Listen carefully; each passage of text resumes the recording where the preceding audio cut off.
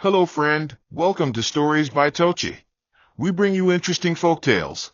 Please don't forget to hit the like button, please share, and don't forget to subscribe to my YouTube channel. Thank you for doing so. Now let's get into the story.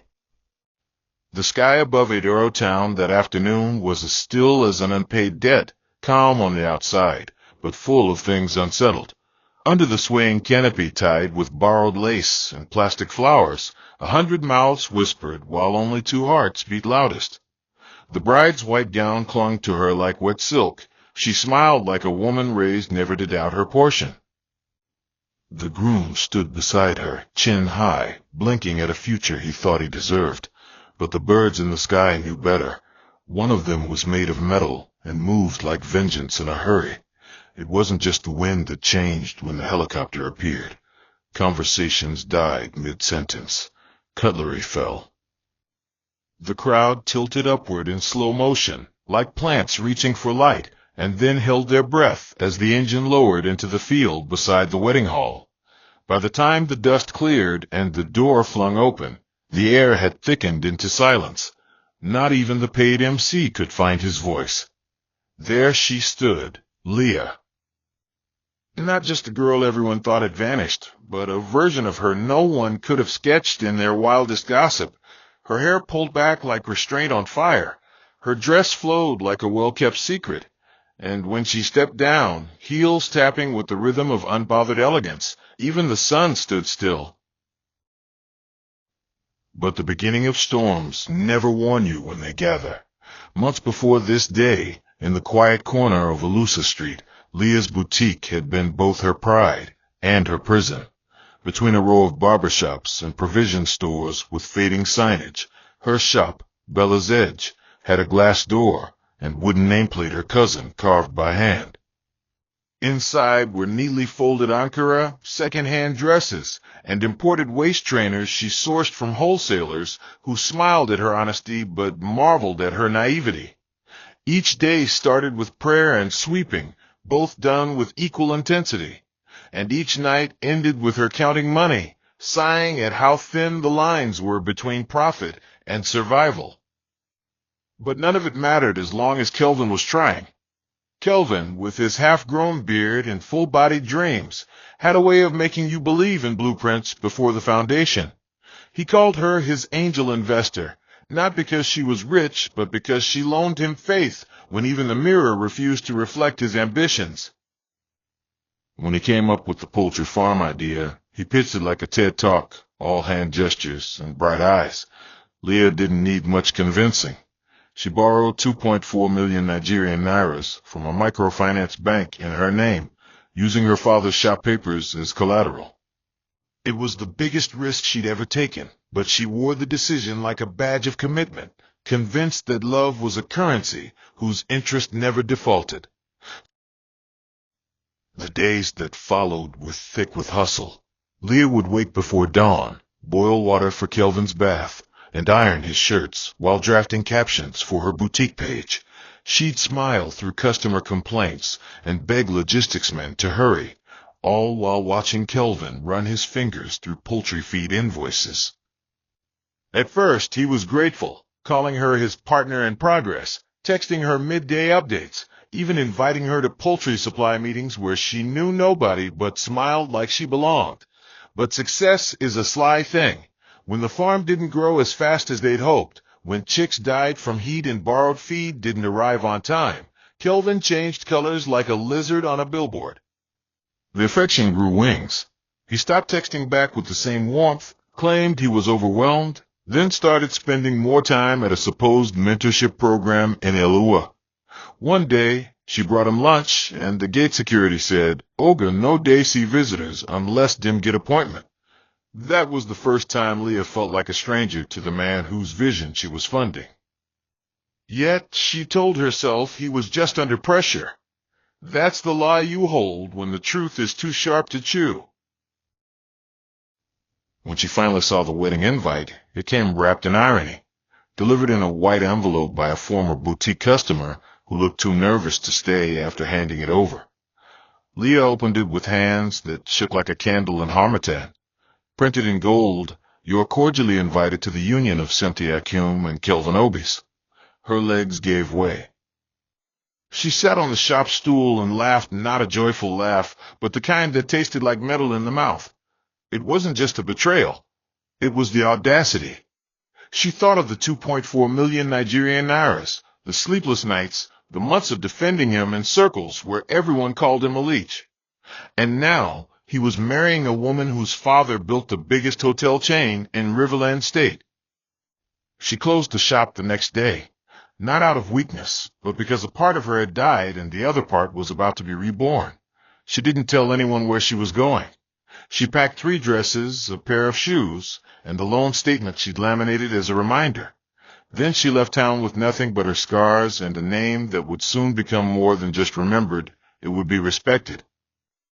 The first morning in Riverland hit Leah like silence after a thunderstorm, loud in its quietness, full of questions with no one to answer them. She had arrived the previous night on a long-distance bus that smelled of engine oil and overheard confessions. As the city lights welcomed her with indifferent glows, she clutched her small travel bag and kept her head low. Her cousin Tammy lived in the outskirts of Dorson Phase 2, in a self-contained boys' quarter tucked behind a crumbling duplex. Tammy was 2 years older, streetwise, sharp-tongued, and driven by the kind of hunger that made her eyes dart even in laughter. They hadn't seen in years, but blood has its own kind of magnet, silent, invisible, yet strong enough to pull through absence. Leah slept on a mattress spread over a cracked terrazzo floor that night, staring at the ceiling fan's slow rotation like it was counting her thoughts. The air smelled of Vaseline, kerosene, and fried plantain, a humble cocktail that reminded her life was about to taste different. She woke the next morning to Tammy's music blasting through the speaker, Tiwa Savage, then Simi, then a voiceover of a motivational speaker telling women to become the woman you prayed to be. It sounded like an insult and a challenge all at once. The days that followed were rough around the edges, like sandals dragged over gravel. Tammy helped Leah secure a temporary job with Fast Shore Logistics, a mid-tier dispatch company that delivered parcels, documents, and household items within the city. Leah was assigned to the customer support desk, where her primary tasks were answering phone calls, managing orders, and ensuring clients didn't chew out the riders too much. It wasn't glamorous work. She wore a polyester uniform shirt and sat behind a plywood desk with a squeaky drawer. Her lunch was often a sachet of pure water and a meat pie that felt more dough than meat. But Leah showed up early every day, her eyes sharpened by necessity, her lips soft with controlled words.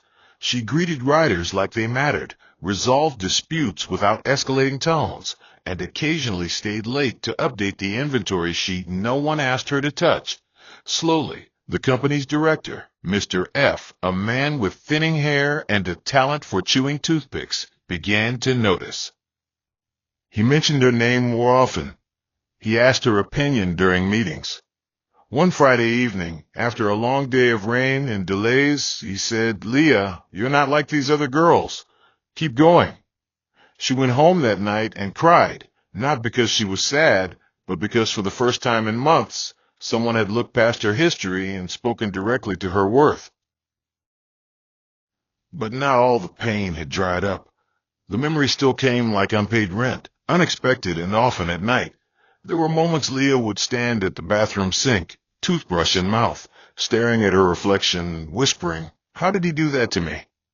Sometimes, while folding clothes or replying emails, she would remember Kelvin's laughter when he used to plan their wedding. He had once said, "Our wedding colors will be teal and champagne, because you're both soft and strong." Now, those same colors were pasted across a Facebook post from a stranger's profile with the caption, "Can't wait for the wedding of the year. #KelvinWedCynthia." Leah didn't block anyone. She didn't comment. She simply logged off, stood up, and refocused her energy on her work. But pain has a way of sitting in the bone marrow, not visible on the skin, but present in the way you hold your breath when someone says your name. On the days when tears knocked and she refused to open the door, she would write, short entries in a journal she kept under her pillow. Nothing poetic, Just raw lines like, "I deserved loyalty," or "He used me as a step and I let him." And on some pages, she simply wrote her name again and again, as if reminding herself that she still existed. Leah's rise wasn't loud. It didn't come with fireworks or hashtags. It began the day Mr. F introduced her to Chairman Naji, the quiet CEO of Rapid Bond Distribution, a bigger, older logistics firm that had just signed a partnership with FastSure. Leah was asked to join a strategy meeting to help them align delivery coordination. She sat there, nervous but composed, dressed in a simple blue blouse and trousers that didn't quite fit but carried her with dignity. When she spoke about route planning and customer escalation patterns, Naji's brow lifted slightly. He didn't say much that day, but 3 weeks later, he requested her resume. And by the next month, she had transferred to Rapid Bond as an operations assistant. From there, the road widened. Training sessions, field supervision, vendor negotiations. Within 18 months, she co-founded a smaller branch firm, Route Point Express, with Naji as the silent investor. Her name was finally printed on something official, something that didn't need Kelvin's approval to shine. On the 2-year anniversary of her first delivery dispatch, Leah stood on the rooftop of her new office building, staring at the sunset with a glass of Chapman. Her debts were cleared. Her skin glowed from peace, not products. And somewhere deep within her, a quiet decision took shape. She wouldn't just move on, she would move above. The rain had fallen the night before like it had somewhere to be, angry, hurried, and relentless.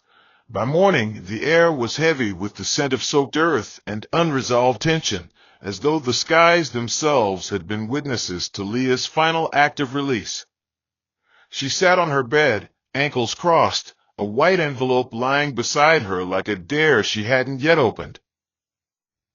It had arrived 2 days earlier through her office front desk, slipped into the hand of a secretary who had whispered, "Some man in a black SUV dropped this for you."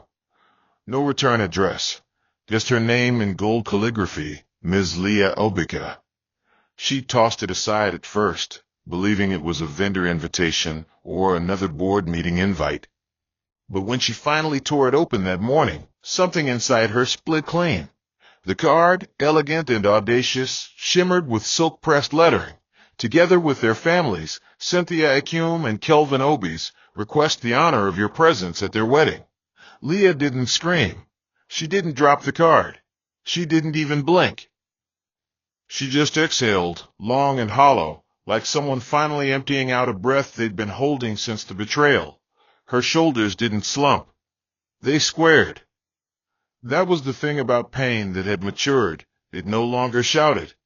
It moved with quiet efficiency. She didn't tell Tammy about it until the next evening, when they were seated at a small roadside spot in Aqua Junction, chewing peppered gizzards and sipping cold malt. Tammy, ever the fire starter, nearly threw her drink across the street. "You mean that slimy cockroach is marrying that hotel heiress, and he had the guts to send you an invitation?" Her words danced like sparks in the night air. Leah didn't match the energy. She sat there, chewing slowly, gaze far away. "He thinks I've disappeared," she said quietly. "He wants the last page of the book to close with him as the hero." Tammy rolled her eyes. "Well, let's edit the damn epilogue." They laughed, not because it was funny, but because it was the kind of laugh that soaked up fire before it turned into tears. That night, Leah sat at her small vanity table, opened her drawer, and pulled out a folded copy of the loan repayment certificate, the one she'd kept like a memorial stone. Her eyes scanned the digits slowly, not to double-check, but to remember. Every naira paid. Every month survived. Every insult swallowed. She had arrived at a place of peace, not because the pain had left, but because it now lived in a corner too small to govern her joy.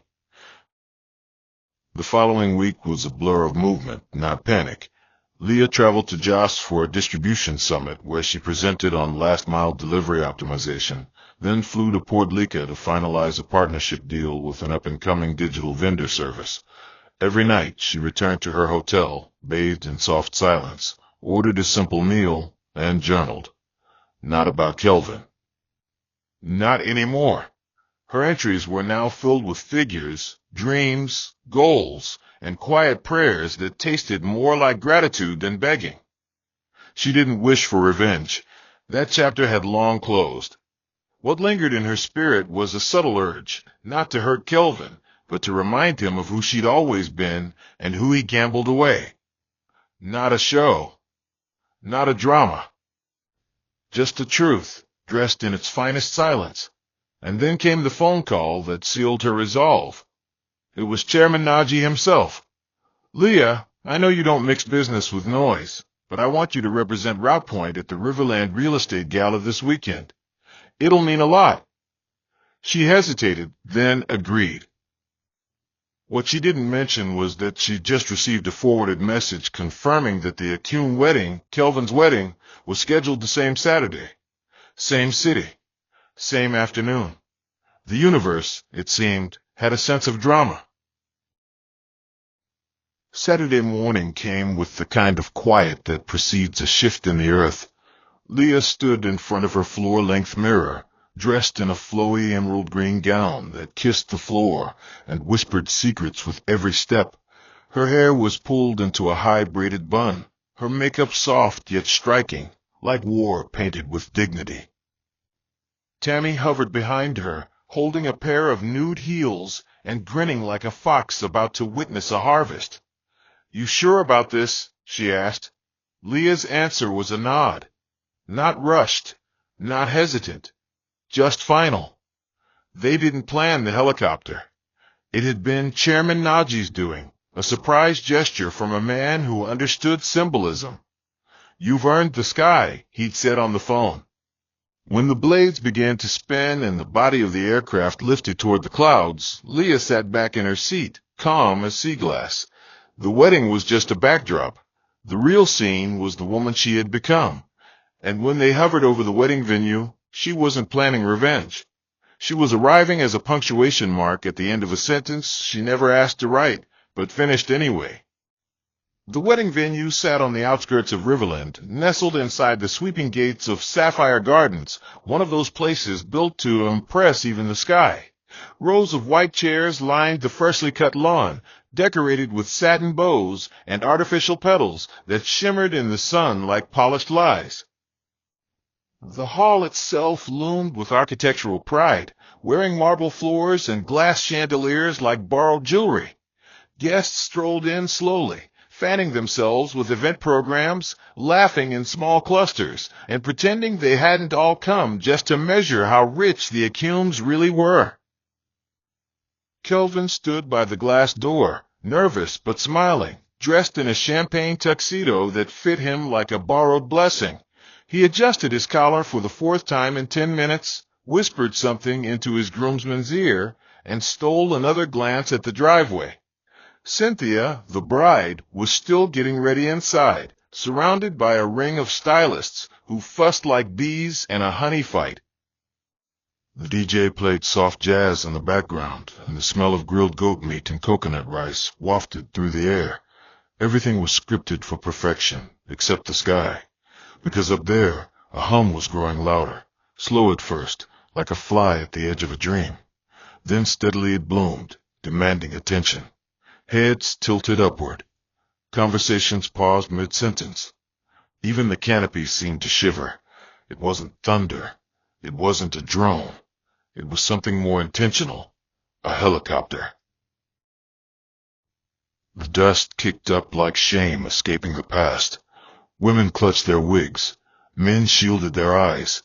Children squealed and pointed. The noise from the blades echoed across the compound as the aircraft slowly descended onto the adjoining field. Security men ran forward, unsure of who sent what and why. One usher nearly dropped his champagne tray. By the time the helicopter landed, a hush had crawled across the wedding like a blanket soaked in disbelief.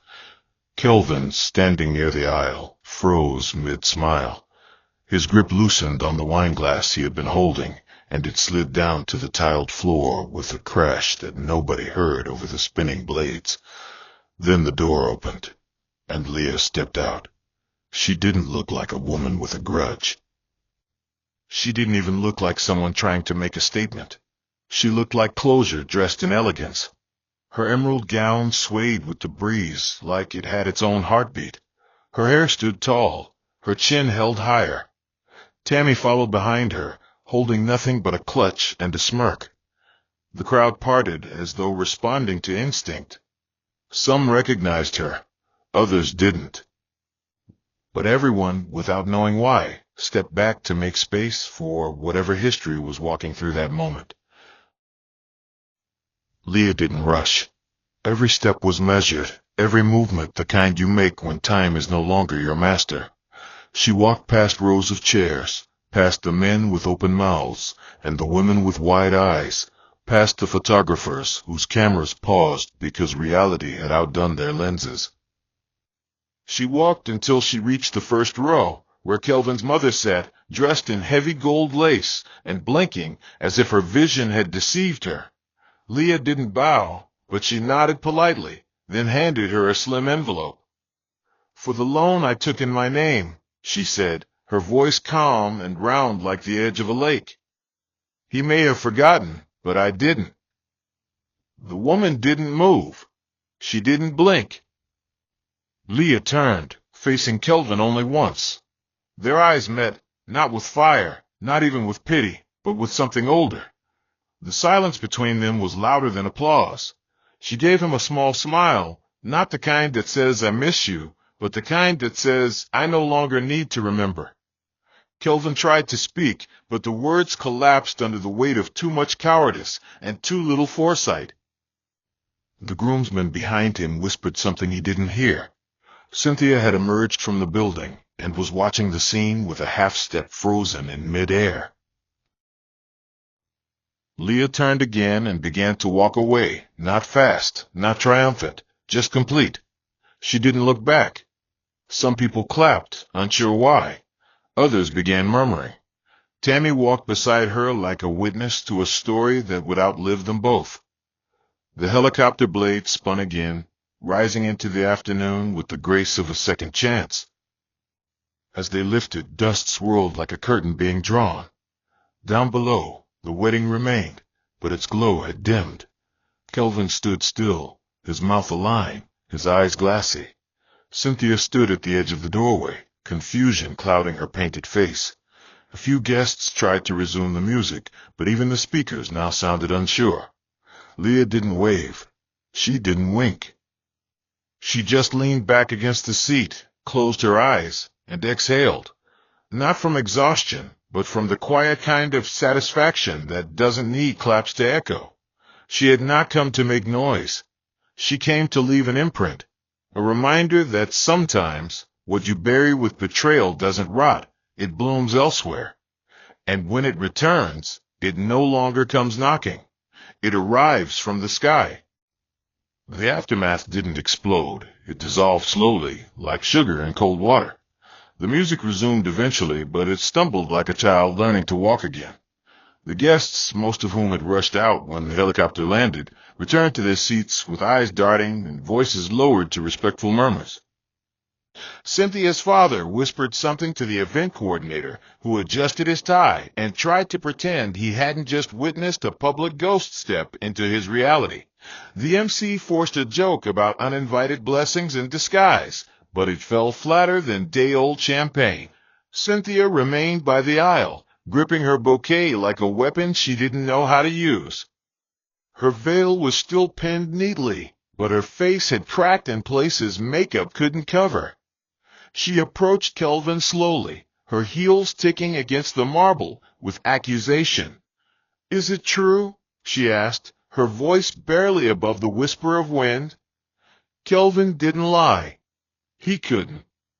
Not with the scent of Leah's perfume still lingering in the air like unfinished business.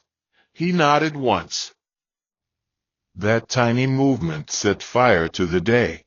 Cynthia turned without another word, walked into the bridal suite, and slammed the door. Somewhere in the corner, a toddler dropped a balloon. The sound was sharp, final, like the closing of a chapter. Kelvin sat alone at the edge of the garden long after most of the chairs had been folded away. His best man had left after 3 failed attempts to lighten the mood. Cynthia's parents had driven her away in the family car, without so much as a backward glance. Even his mother hadn't said a word. She simply handed him the check Leah had given and walked past him like someone walking past wet paint. Kelvin stared at the check for a long time, the figure mocking him. It wasn't just the amount that stung, it was the signature. Leah's name, written in sharp, practiced strokes, stared back at him like a final declaration. I made it without you. The sky above him had darkened, and the garden's fairy lights blinked half-heartedly, as though tired of pretending they could add brightness to what had clearly dimmed. He leaned back in his chair and tried to remember the last time he had made a decision purely from love, not greed, not fear, not desperation. Leah's face kept appearing in flashes, not as she was when she left town, but as she looked stepping out of that helicopter, composed, untouchable, complete. He didn't feel regret the way most people describe it. He felt it like a hunger that would never find food again. Back in the city, Leah landed without ceremony. The helicopter touched down in a reserved private compound belonging to Route Point's senior partner, and by the time she stepped out, the wind had calmed and her pulse had too. Tammy hugged her tight. "You really did that," she whispered, laughing and crying at the same time. Leah didn't laugh. She simply nodded and walked into the waiting car like someone who had just completed an assignment she never auditioned for. The drive back to her apartment was quiet. The radio played an old Asa song, and for the first time in a long while, Leah allowed herself to feel, not with bitterness, but with grace. She remembered every insult she swallowed in silence, every late night Kelvin didn't call, every market woman she owed during the loan repayment years. She thought of her boutique, the first one that fell apart, and the second one she planned to open, this time with no debts, no heartbreak, just fabrics and freedom. By the time she got home, the stars were out, bold and unbothered. She poured a glass of water, opened her journal, and wrote just 5 words. He lost more than me. The news traveled like wind through dry grass. By Monday morning, office chatter across Riverland carried the scent of the ruined wedding. Social media picked up fragments, images of chairs half-filled, a bride missing in action, a groom sitting in shock, and a mysterious helicopter whose rider left without a word. Those who knew Leah spoke her name like a spell. Those who didn't were eager to learn it. Route Point's Instagram account saw a sudden spike in engagement. Clients suddenly respected her more. Old contacts she hadn't heard from in years began messaging her again. But Leah didn't ride the wave. She stayed silent, dignified, moving through her days like someone who had nothing to prove and everything to protect. She wasn't interested in fame born from pain. She just wanted peace that didn't need explaining. That week, she finalized her plan to open a second business, an independent retail studio that would offer training for young girls in fabric sales and logistics. Not as a savior, not even as a symbol, but as someone who understood what it meant to start from the floor and still rise without trampling others. When asked later if she had any last words for Kelvin, she replied, "Some people aren't meant to go with you. They're just reminders of where not to return." And that was that. Time has a way of softening sharp edges, but it never forgets where the cut happened. Weeks turned into months, and like dust swept beneath an expensive rug, the memory of the wedding incident slowly receded from public lips, but not from the hearts that had tasted its awkward silence. Kelvin tried to reassemble his life, like a man putting together a broken puzzle with half the pieces missing. Cynthia, after weeks of stony silence, agreed to meet him once, for closure, not for reconciliation. They sat in a quiet restaurant where the table between them carried more unsaid things than the menu could cover. She didn't yell. She didn't demand. She simply asked, "When did she stop being enough for you?"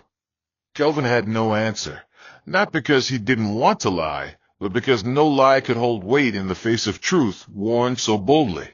After that meeting, Cynthia blocked his number and returned the engagement ring with a note that read, "You don't love anyone. You just chase reflections of who you want to be." Kelvin moved back into his bachelor flat, now emptier than it had ever been, not just of furniture, but of confidence. He started showing up late to work, ignoring calls, growing into the very shadow Leah had once pulled him from. The friends who once hyped him for leveling up were now whispering about how silence had swallowed him whole. He kept Leah's check in a drawer, unopened, uncashed, as if holding on to the last proof that once, just once, someone believed in him enough to bleed.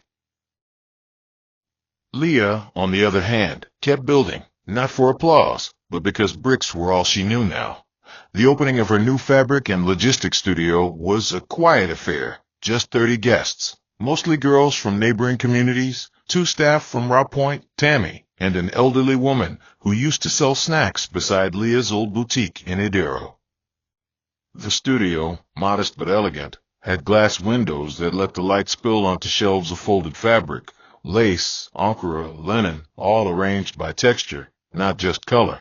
On one side sat a workstation where girls were taught to take inventory, understand vendor pricing, and respond to customers with calm strength.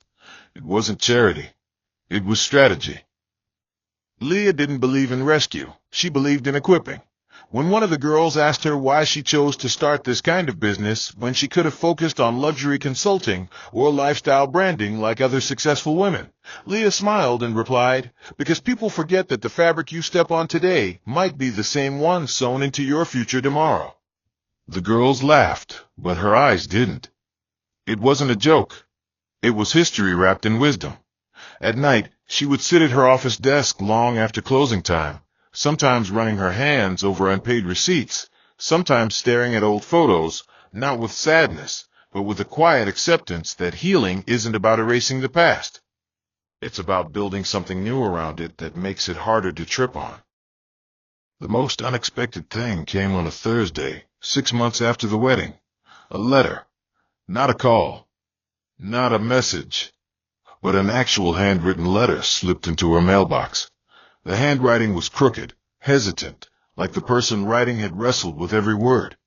It was from Kelvin. She didn't open it immediately. She left it on her reading table for 2 days, unopened and undisturbed, like a wound deciding whether it wanted to itch or bleed. When she finally did read it, it wasn't an apology. Not in the traditional sense. It was more of a confession. Kelvin spoke of how he panicked when his poultry business failed, how the lure of Cynthia's world felt like oxygen to a drowning man, and how, even on the day of the wedding, a part of him had been waiting for Leah to show up, not to stop the wedding, but to confirm that he'd made the wrong choice. He wrote, "You didn't lose me. I lost me. And I only realized it when I saw myself through your silence." Leah folded the letter and placed it between 2 pages of her journal. Not as a keepsake, not as closure, but as evidence that sometimes even echoes eventually find a wall strong enough to bounce off of. Years later, Leah sat on the front porch of her home, barefoot, in a soft wrapper, sipping from a clay cup, while Tammy swept the compound and called out instructions to a delivery guy. Her hair had streaks of gray now, not from age alone, but from a journey walked fully. A small radio played high life in the background while birds chirped lazily in a mango tree. Life didn't feel like a finish line. It felt like a well-paced walk where every scar had turned into a stepping stone. One of the girls she had trained had now opened her own dispatch outfit in a neighboring town and had written to thank Leah for teaching her that dignity doesn't have to raise its voice to be heard. Leah smiled when she read that. Then she closed the letter, stood up slowly, and walked toward the studio she had built from scratch. She ran her fingers along the glass door, as if greeting an old friend. Somewhere inside her, there was still a little ache when she thought of Kelvin, not because she missed him, but because once upon a time, she had given him the version of herself no one would ever receive again. And that, more than the money, was what made her presence on that wedding day feel like the final chapter of a book she no longer needed to read. She hadn't gone to ruin anything. She had gone to remind herself and the world that some stories end not with revenge, but with reinvention. Sometimes the deepest betrayals are not the ones that shout, they are the ones that sneak in wearing the face you once loved. Leah's story is a reminder that not everyone you build with was meant to stay for the grand opening. Some people are scaffolds, useful only for a phase. If they walk away, it doesn't mean you failed. It might just mean you outgrew the level where they could function. Don't let heartbreak make you shrink. Let it sharpen you. Let it make your hands stronger, your discernment deeper, your silence more powerful. If someone leaves you in debt and walks into comfort, don't chase them to explain your worth. Heal. Grow. And when the time is right, arrive not to boast, but to remind yourself that you were never the problem. You were simply sowing in a soil that couldn't handle your roots. Let this story teach you not to seek revenge, but restoration. Success doesn't have to be noisy to be real. Dignity doesn't need a mic to be heard. Sometimes, all you have to do is keep building quietly until the same people who buried you with lies are forced to sit under the shade of what you grew from that pain. And most importantly, don't become bitter. Bitterness is like drinking poison and expecting your past to suffer. Instead, let grace fill your mouth. Let focus carry your name. Let peace do what shouting never could. Father, thank you for the gift of strength that doesn't scream but stands. Thank you for being the hand that steadies us when life pulls the rug from under our feet. For every listener whose heart has been broken, whose trust was trampled, whose dignity was mocked, I pray today that healing will find its way into their soul like morning light through a curtain. For every person who was used, betrayed, or replaced, may they rise again, not in bitterness, but in beauty. May their pain become power. May their tears become rivers that water new beginnings. May they walk into rooms with heads high, not to prove anything, but to live everything you have placed inside of them. Lord, for those still waiting to be seen, valued, and respected, I speak grace. I speak divine positioning. I speak the kind of restoration that leaves no trace of what tried to bury them. Teach us not to chase revenge, but to trust that you are the God who sees, who lifts, who turns the rejected into the remarkable. And for those who left us broken, may they find repentance. But for us, your sons and daughters, may we find peace that doesn't depend on apology. May we walk in such grace that even our silence speaks, even our absence teaches, and even our wounds birth new life. Let favor follow the listener. Let closed doors open without struggle, and let their name be whispered in rooms where elevation is decided. In Jesus' mighty name, amen. Hope you enjoyed this interesting story. Please don't forget to like, share, and subscribe to my channel. See you again in my next story.